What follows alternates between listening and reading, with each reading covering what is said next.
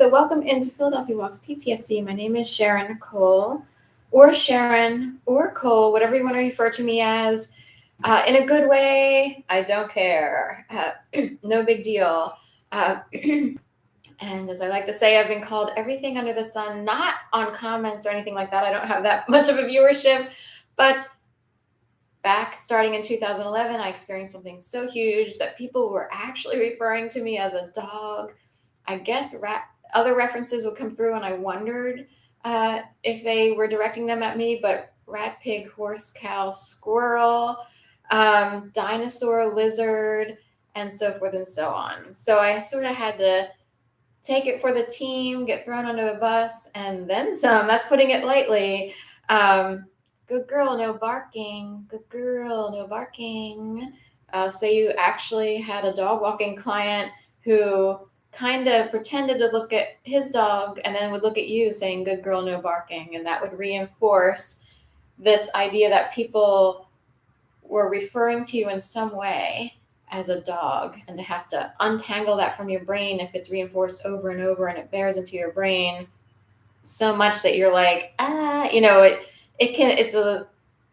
what I experienced was warfare. I do see these people as terrorists. So anyway, in the end, sticks and stones may break my bones, but words shall never hurt me. When you can figure out how to untangle that and untangle all the stupid things people say.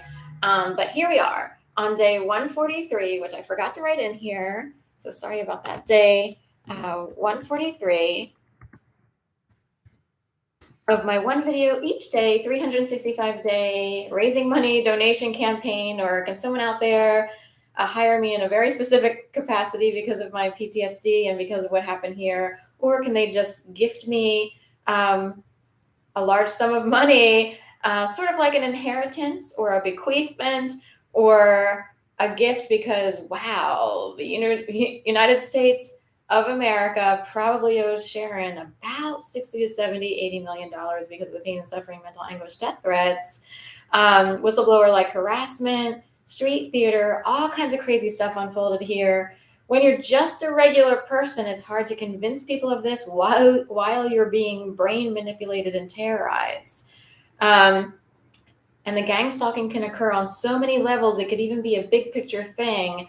I know I'm a major target because, and I'll start with this, as I usually do, on the fourth Monday of January 2011, I was made to believe I'd be murdered in my apartment. There were a series of orchestrated events that made me believe this. An environment was created,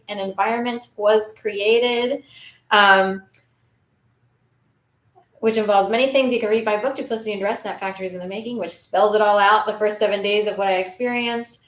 I started like wondering why certain thoughts would come to my brain as if they were sent magically.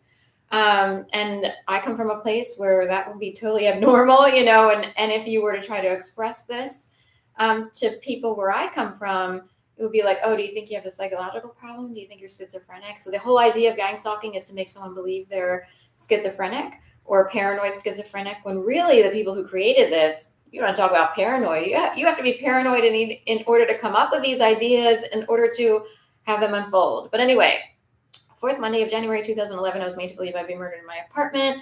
I 102,000% believe that it was the last night of my life. I first called my sister, then the police. I was afraid to call police first because I didn't think it would even go to the police. My sister finally convinced me to call police after, I was convulsing, shaking, trembling. My voice was lost. It took me a minute or two to even call my sister. Turns out your muscles go completely limp. It's like being drained completely. Like if you're terrorized that badly, everything goes limp. In my case, that was the case.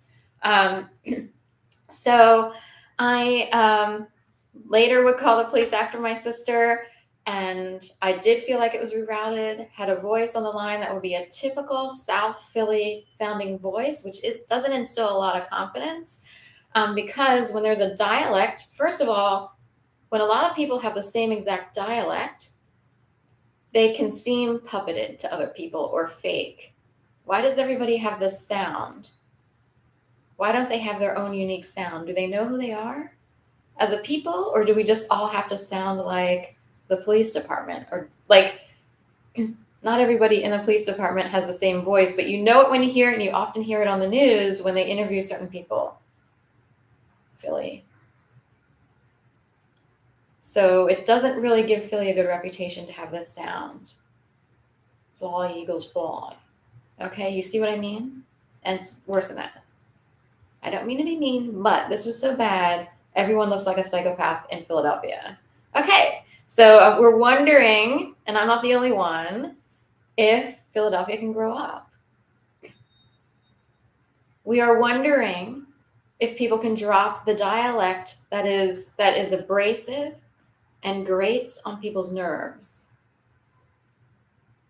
Somehow in Philadelphia, there's an entire population that is unaware that they are so grating that they perpetuate victimhood here. I am out here as an empowered woman, actually on here talking about what happened to me. I am a real victim, but I don't behave like a victim. There are real victims, but people are kept, a better word would be infantilized. So there is an entire population of Philadelphia that is kept in child mode.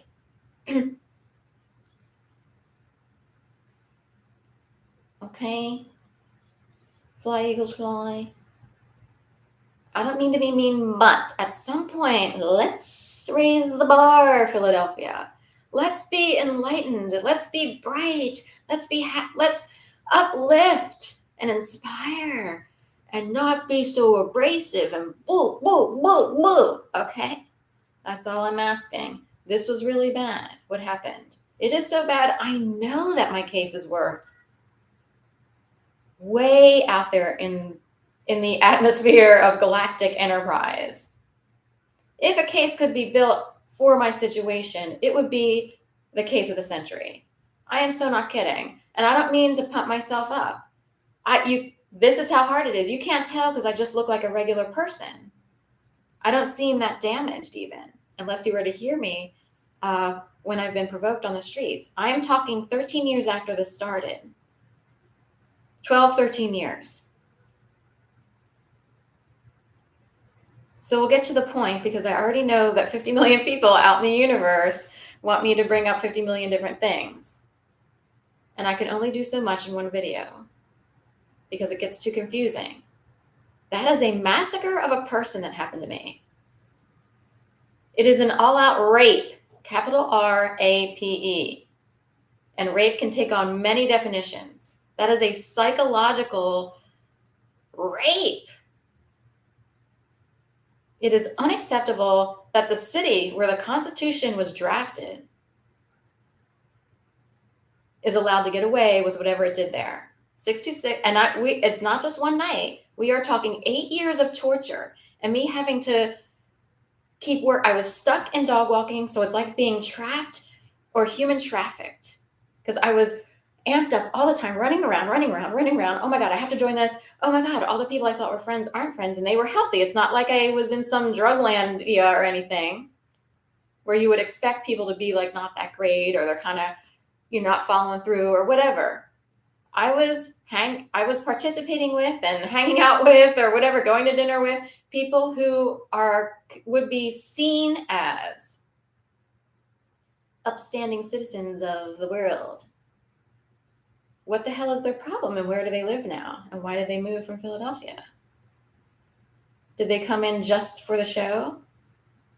A secret movie, almost like a snuff film? I believe in snuff films because of how bad this was.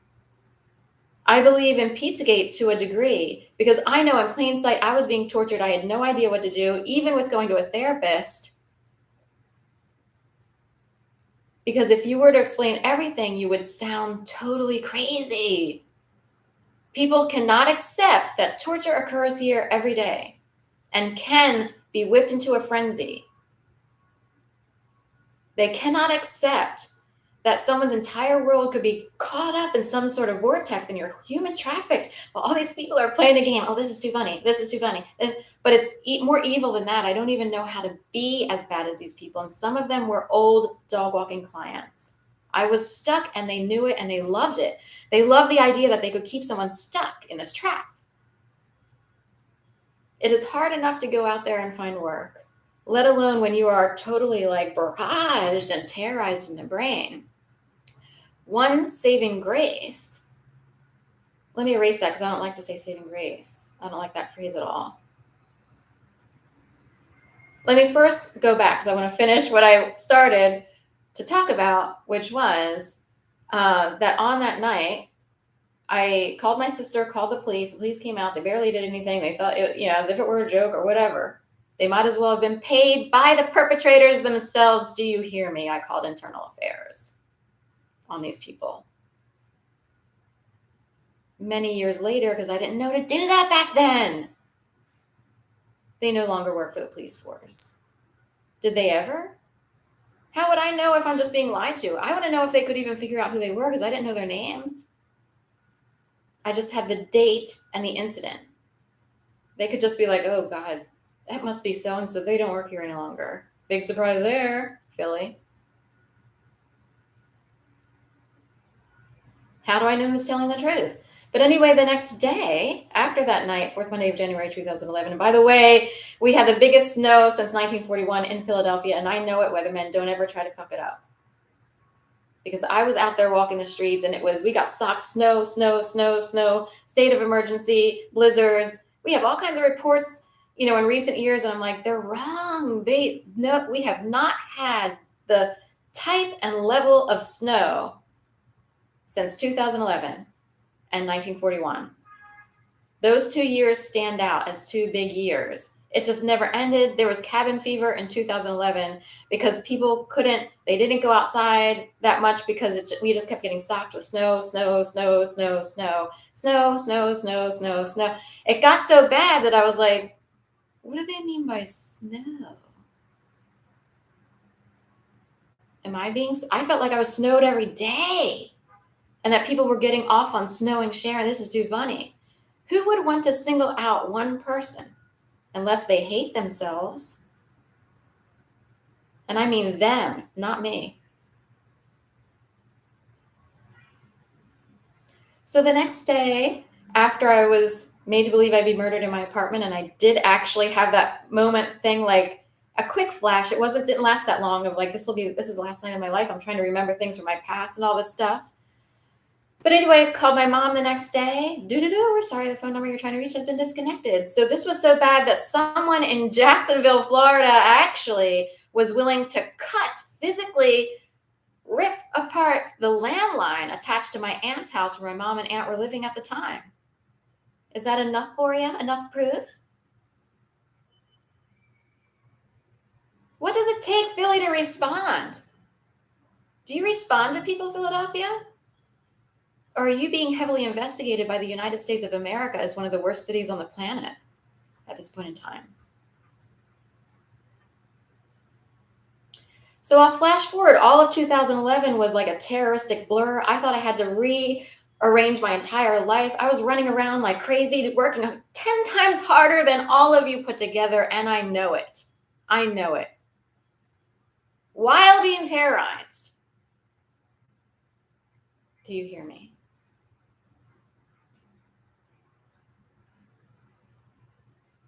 Into 2012, finally, somehow I couldn't figure out how to do certain things, but before 2011, I had wanted to start this green juicing stuff.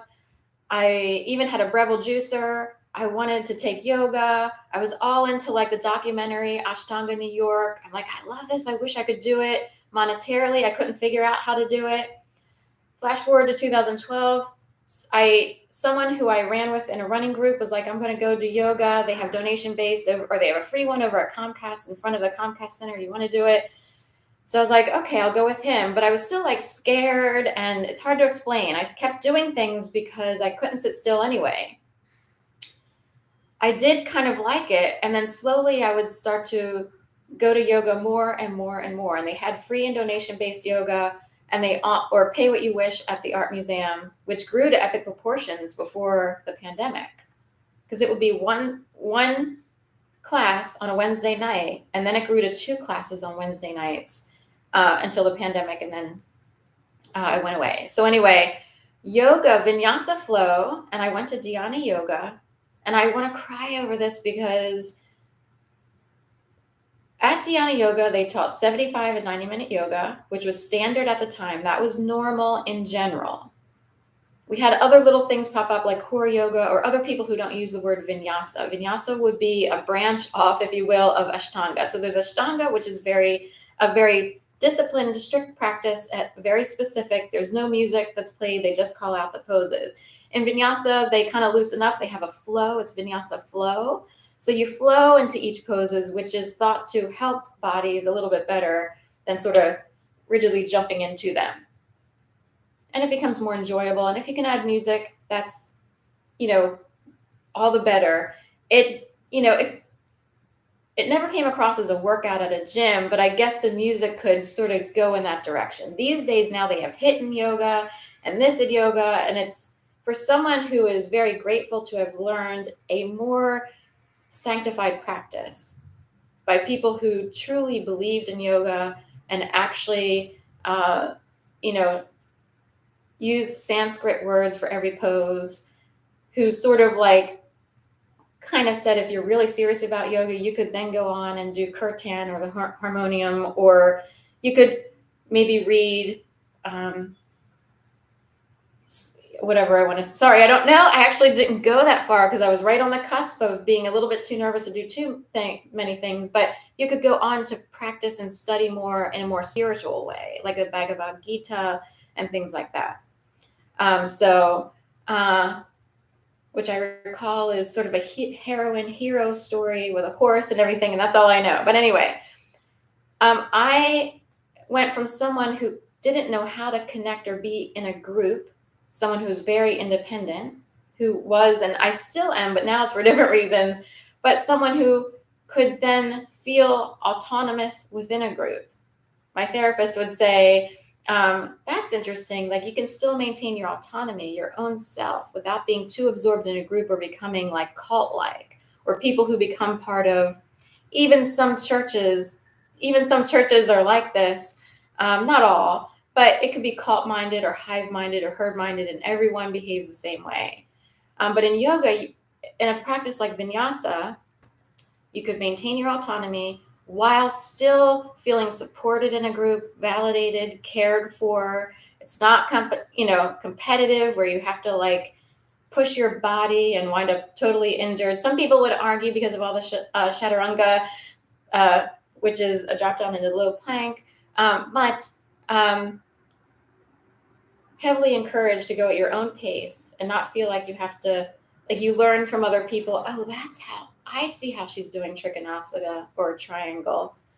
I see if I need to push my butt in a little more and kind of do more of an arched back, or what they would call, maybe they would say like an upward dog feeling in your back or what have you. I forgot some of the call outs or words that you would use for adjustments and stuff like that. So I went on to actually teach yoga at UFit Health and Fitness in Gainesville, Florida briefly. Then the pandemic showed up. So, but I got my certificate online a lot more cheaply, but that it does have limitations if you get an online certificate, obviously. But I'd had many years of practicing yoga to sort of give me this very strong foundation and base. Yoga kept me as calm as possible, as peaceful as possible, while chaos, F-U-C-K, chaos fuck was going on in Philadelphia. In fact, we had tons of signs, and the stickers on the poles and everything. After a while, it gets old, you know what I mean? But chaos fuck here, chaos fuck there. And that seems to be, Philly loves being that, I'm all about movements and sort of I'm all about protests and making sure people exercise their rights. And the city of Philadelphia is like that, but not when it's directed at one person. And I don't mean to sound like I'm all that in a bag of chips or that I was important. I don't know why I was picked, but I was picked, and people will have to accept the fact that Sharon Renee Cole of 626 South 19th Street, where I lived in apartment 1F, I was picked for something major. And I do expect someone to step up to the plate. Do you hear me? Because now I'm over here having to adjust to life in a whole new way.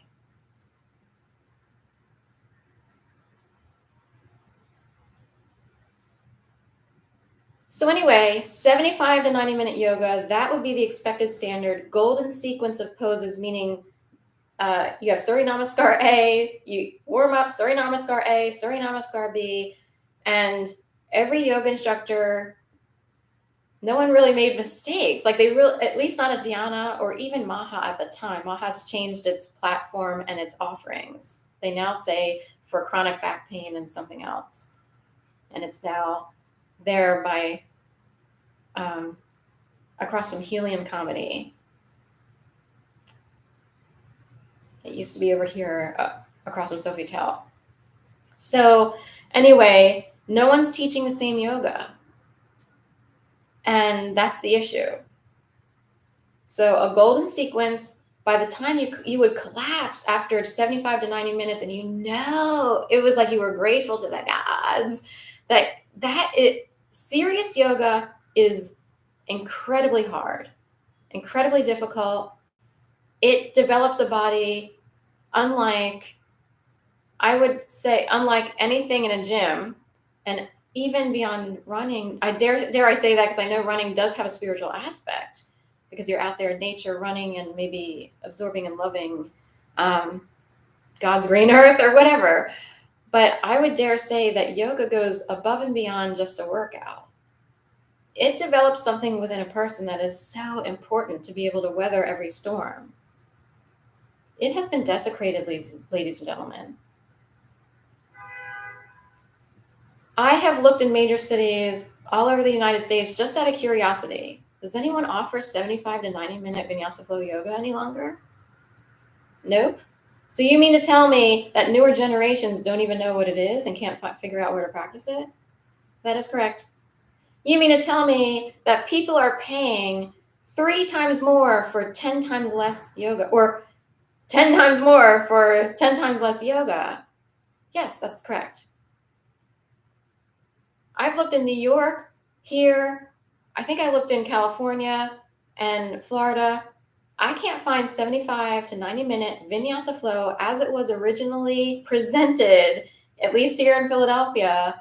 And I think in a lot of cities, it was very similar. You would expect to show up at events like Wanderlust, and you would expect a certain sequence, and starting with certain things and ending with certain things so that the body can ease into those poses. There are people out there teaching yoga, and they have people getting into poses from the wrong poses. So you're starting at this pose, then you're supposed to get in that pose. That could actually harm the body. This is a very serious, and there is a science to it. People understood the body and its capabilities and what it should or shouldn't do. We have people out there almost mocking something that deeply helped me get through a terrorization unlike anything I can explain, or what I don't really know what to say. You would have to experience it. And then you'd have to convince people, I'm not crazy. I don't know what it is. I can't believe people are willing to stand in front of my window of a first floor apartment and actually talk about how stupid it is to have a reload bag when you're sitting there having finally purchased a reload bag after 5 years. But it is the godsend because you can grocery shop while you are biking around, walking dogs, stop for groceries, throw everything in there. My reload bag lasted a long time, and it was well worth every cent and more. And I'm supposed to feel guilty for deciding I don't have a car, I don't take vacations, nothing, but I got a reload bag. And it was functionally perfect for, how I was forced to live life for a while. So anyway, we got all up in a tick here, but I go down to Florida after after having to sort of be forced to move there late 2018. I find some yoga down there. I don't know what they're teaching people. 1 hour or less of BS. You might sweat in some of these classes, depending on, it could be like Core Power, where you have a small hot room with a mirror. Now, we have very serious yoga studios that do not have mirrors for a reason. Would you return if you kept seeing yourself and you weren't happy? Are we here to make people feel ugly?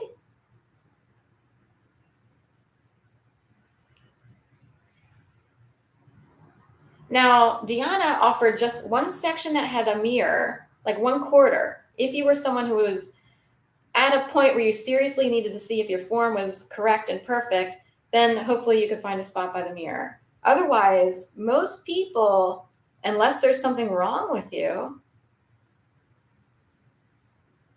don't need to be distracted by a mirror trying to look better or look at other people. It's hard to explain. Like, anyway, go to Florida. I don't know what's going on down there, but somebody got rid of the old Vinyasa flow yoga of yesteryear. Ashtanga still exists. There's only so much space. It's quite expensive. It's a very disciplined practice. And typically it's offered early morning hours. And it's unled except for one day a week, which means someone actually stands up there and the whole class proceeds with poses at the same time as these poses are called out, or asanas. So you would say, upward dog, downward dog, or cat and cow, or, Trikonasana, Ardha Uttanasana, Uttanasana. If these words are not flowing out of someone's mouths, then it is a severely damaged American form of technically an Indian, I think, Hindu practice. There's nothing wrong with being an Indian Hindu practice. You can practice it and still be a patriot in America if that's your bag or what have you.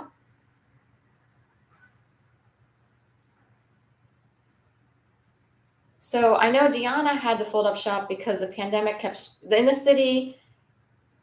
Things did not get back to normal until much later than smaller towns. It's because of the sheer population. They were more concerned about people being in tight quarters and so forth and so on. Commuting in on a train, everybody breathing. So larger cities took a longer time to get back to normal. They tried to maintain yoga as much as possible online.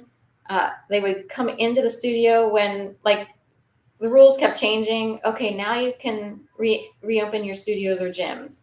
Okay, now we have to dial it back again because of this or that, or even the variant.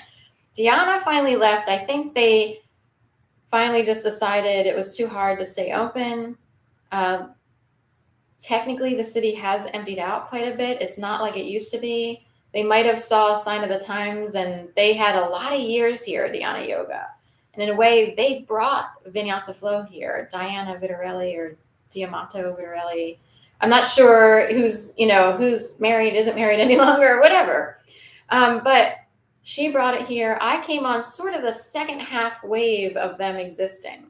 I think the early 2000s, she introduced it, grew and grew and grew and grew. She, and then later her husband and she, were able to open up extra studios. And this was a huge scene here. It cannot be found at all. You can maybe go to the riverbanks during seasonal times, and Erin over there does her best to teach, I guess, the normal Vinyasa flow. I don't know if she has to change it sometimes. I don't know what to say. But it is, it's kind of a sloped hill, and yoga is all about balance and strength and everything. So she has to work with those conditions during a limited time. Maha changed its format. They used to be closer to where I live now. Now they're further down on a street that can look a little bit like orchestrated or very performance-y, with, I guess, is it the Adrian Theater or Helium Cafe, Shambhala, Comedy Sports, or Helium Comedy Club and Comedy Sports. Theaters in there for fringe arts or similar, and so forth and so on. And she's all tucked up in that place now. But it's way more expensive, and you do not get the flow that you got before. Where did all the yoga instructors go? I don't know.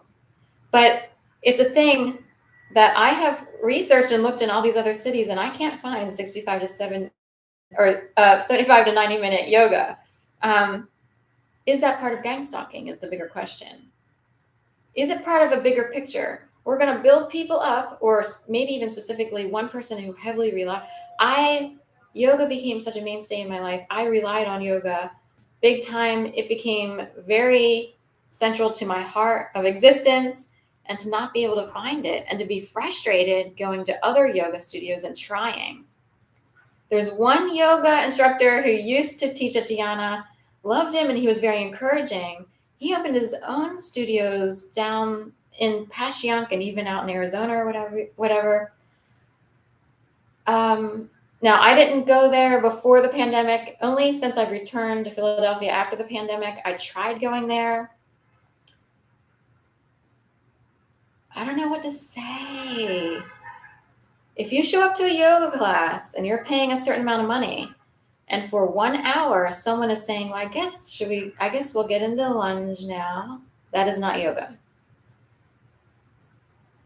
And online, it's hard to find or difficult to find the true Vinyasa flow that I learned. I consider that the true yoga. They won't show you online exactly.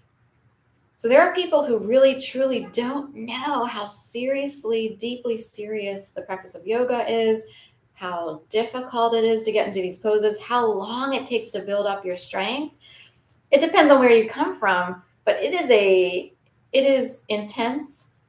It is a high discipline, and it is disturbing that people are paying a lot of money for people to fuck around in a yoga class or be like incredibly bitchy. And I'm like, at first I thought someone was being funny. I'm like, oh, they kind of like being funny, like some sort of strict ballet teacher from Fame back in 1985, with the cane on the ground or something. Like, but this is worse. I've heard people like say stuff and I'm like, that's actually abusive unless they're doing it. I kept giving them the benefit of the doubt.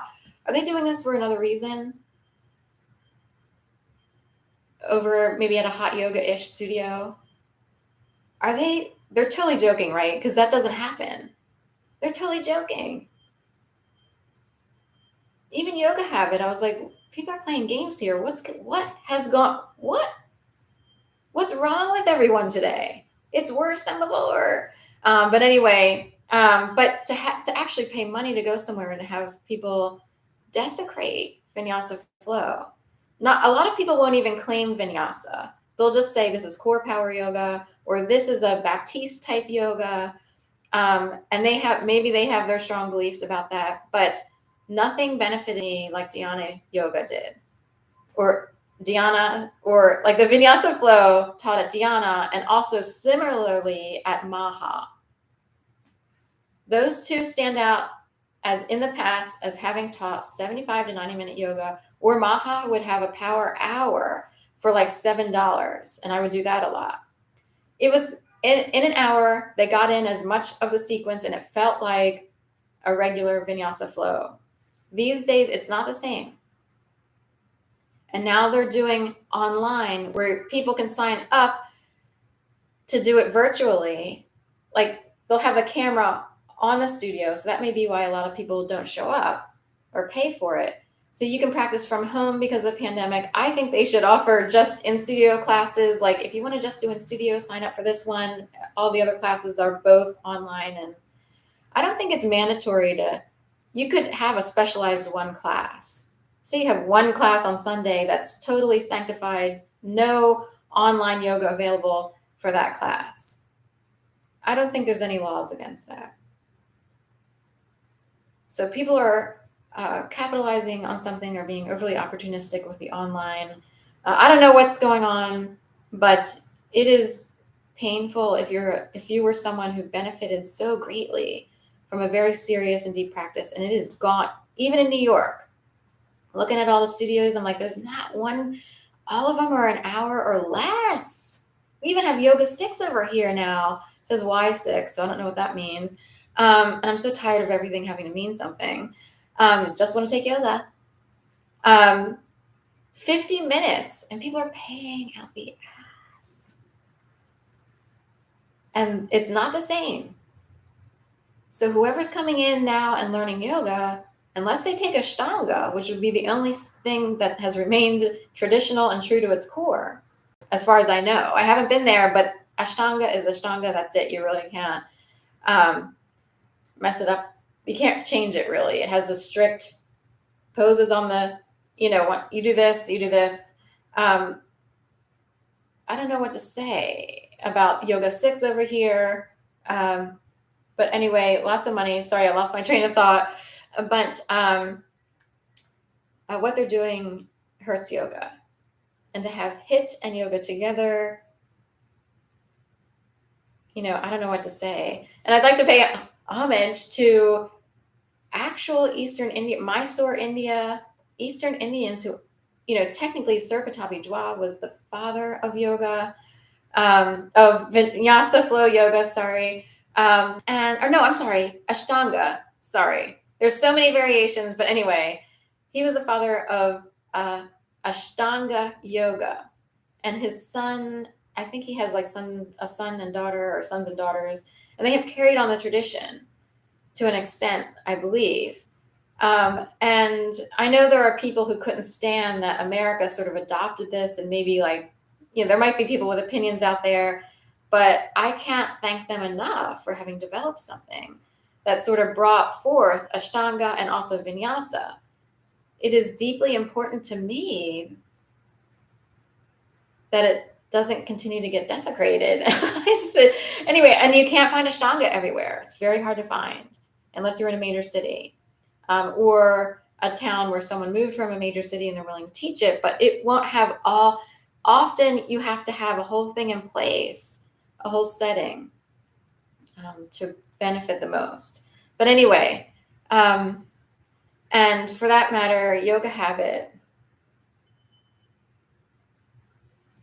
sorry to say, they're playing too many games and they're hurting people too much and they're too self-righteous. And I wondered if they were put in place to erase Vinyasa and Ashtanga, as if they would see people as the Antichrist. And it's sad that people believe something that could be totally erroneous. It's sad that people there might actually believe, oh, Dhyana Yoga is no longer here. And for some reason, people decided to not like certain, it became like a petty thing out there in some minds. Some people decided not to like certain yoga studios. The thing is, I don't know what to say. I miss Dhyana. I miss Malik Wilson, who used to do the yoga on the pier. And for people who couldn't afford to always get into the studios, because yoga technically could be difficult, although Dhyana did her best to try to make it as accessible as possible. But he was out there on the pier doing donation-based, which sometimes could be free. Like if you show up all the time, I would always give at least a couple dollars, but I know other people would give a lot more. But anyway, point being, it was there. It was available to people who normally wouldn't be able to get into a studio to do it. And they basically taught a very specific sequence, a golden sequence, or the correct sequence, and you cannot find it. You will not find it. There are people teaching yoga who don't even know what bird of paradise is. If you are teaching yoga, you should know what it is. Not that you have to be able to get into it all the time. Even teachers are a work in progress, and sometimes they're at a certain level and they haven't advanced to certain poses that are really difficult. But there are teachers out there who don't even know what bird of paradise is. Or they just yell out the poses they don't practice at all. And no offense, because I'm all about body positive, all of that, because I think everyone should feel supported in their journey. But in the end, we aspire to be more true to the practice as best as possible. I know there are medical conditions, but they can still work with it. There are images out there of people in headstands or tripod stands. Technically, it would be physically dangerous to do that for some people until their bodies are more prepared. We have Lululemon, all these companies out here. Maybe they want to encourage people to get into a studio. But the reality is, it is incredibly hard to do a lot of poses, unless they're totally puppeted to death. But it should be a training. It should be challenging. You build up, just like running, you build up your endurance. You build up this, that, and the other. Same thing with yoga. You have to build it up. Your muscles come in time. It is learning discipline, learning rewards, if you will, and a very sacred practice. It's not to be made fun of or to sort of take lightly, like, oh, it's okay, you can just waltz in here, and maybe you're overly controlling and you want to be the person who yells out all the poses. I don't know what to say. People are making fun of, mocking, and minimizing the importance of something that is so deeply important in a world where competition reigns supreme. I guess, high levels of capitalism where brains aren't fully developed. They just know how to take money. So, not that I don't believe in capital. I'm all for certain types of private and free enterprise, but to a point. There are very empty shelves of people who are raking in money, assets, investments, and they are missing something core and base to human nature. They are no longer humans.